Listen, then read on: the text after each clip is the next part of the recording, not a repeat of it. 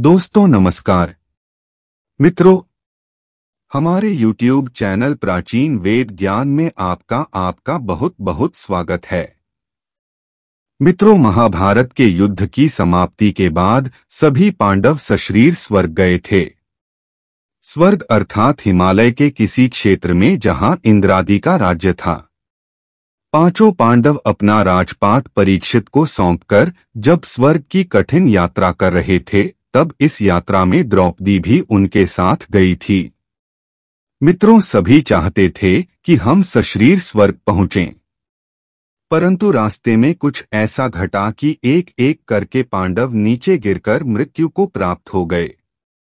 मित्रों, इस स्वर्ग यात्रा के दौरान जब पांडव बद्रीनाथ पहुंचे और वहां से आगे बढ़े तो सरस्वती नदी के उद्गम स्थल पर नदी को पार करना द्रौपदी के लिए कष्टकर हो गया था।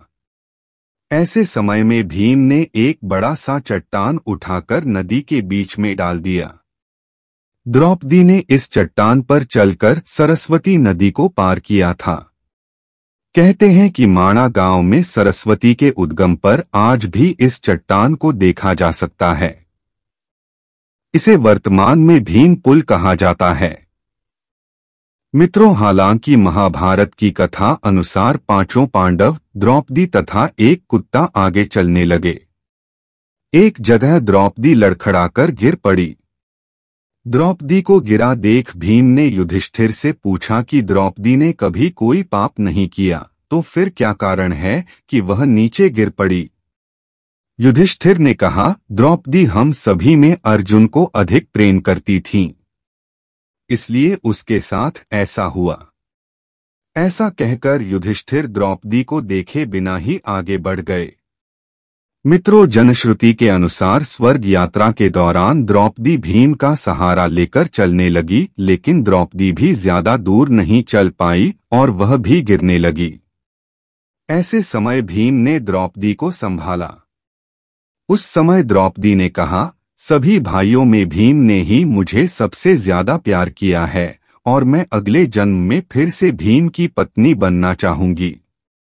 मित्रों, थोड़ी देर बाद सहदेव भी गिर पड़े। तब भीम ने पूछा, सहदेव क्यों गिरा? युधिष्ठिर ने कहा, सहदेव किसी को अपने जैसा विद्वान नहीं समझता था, इसी दोष के कारण गिरना पड़ा। कुछ देर बाद नकुल भी गिर पड़े। भीम के पूछने पर युधिष्ठिर ने बताया कि नकुल को अपने रूप पर बहुत अभिमान था, इसलिए आज इसकी यह गति हुई है। मित्रों, थोड़ी देर बाद अर्जुन भी गिर पड़े।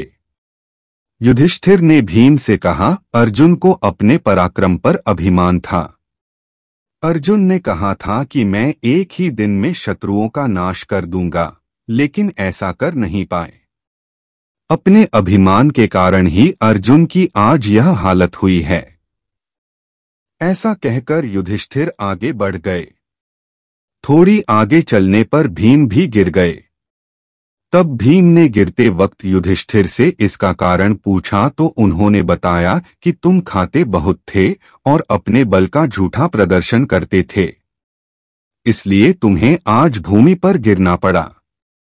यह कहकर युधिष्ठिर आगे चल दिए। केवल वह कुत्ता ही उनके साथ चलता रहा। युधिष्ठिर कुछ ही दूर चले थे कि उन्हें स्वर्ग ले जाने के लिए स्वयं देवराज इंद्र अपना रथ लेकर आ गए। तब युधिष्ठिर ने इंद्र से कहा, मेरे भाई और द्रौपदी मार्ग में ही गिर पड़े हैं, वे भी हमारे साथ चलें, ऐसी व्यवस्था कीजिए। तब इंद्र ने कहा कि वे सभी शरीर त्याग कर पहले ही स्वर्ग पहुंच चुके हैं, लेकिन आप सशरीर स्वर्ग में जाएंगे। इंद्र की बात सुनकर युधिष्ठिर ने कहा कि यह कुत्ता भी मेरे साथ जाएगा, लेकिन इंद्र ने ऐसा करने से मना कर दिया। काफी देर समझाने पर भी जब युधिष्ठिर बिना कुत्ते के स्वर्ग जाने के लिए नहीं माने तो कुत्ते के रूप में यमराज अपने वास्तविक रूप में प्रकट हो गए। युधिष्ठिर को अपने धर्म में स्थित देखकर यमराज खुश हुए।